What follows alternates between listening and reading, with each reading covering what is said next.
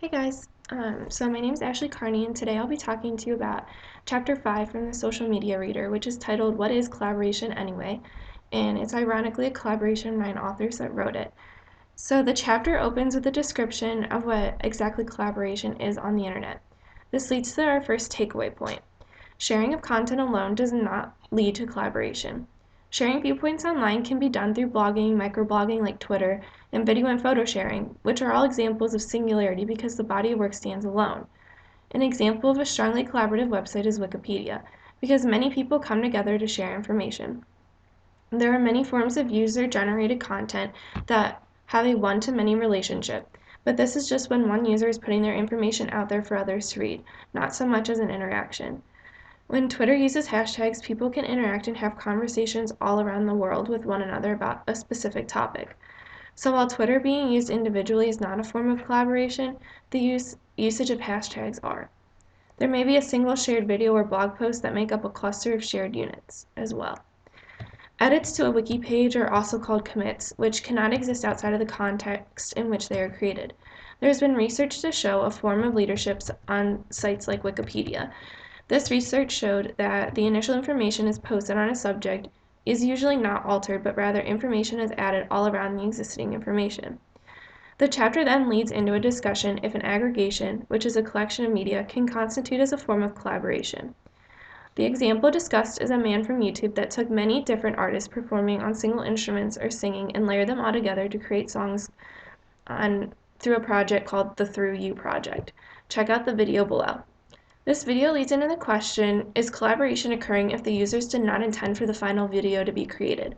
Legalities aside, these users put these snippets of them performing and they do receive credit in the About section of the videos that are created. This leads to the second takeaway point, which is collaboration requires goals. The intentional practice is different from a goal though. For example, a website will set out to increase website traffic by making the site more optimal, but this action is unintentionally making Google PageRank, which is a system how various results appearing in a Google search more efficient. Goals may be intentional or personal, but they make collaboration stronger. Collaboration may not always be positive. Groups can come together and promote negativity throughout the world.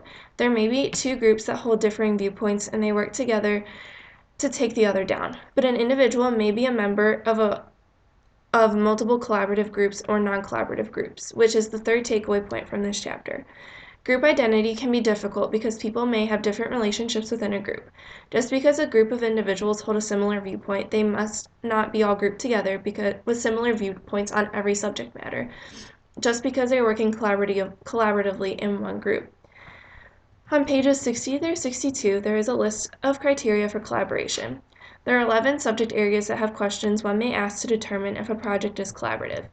These include questions of intention, goals, knowledge, transfer, scale, and equality, to name a few.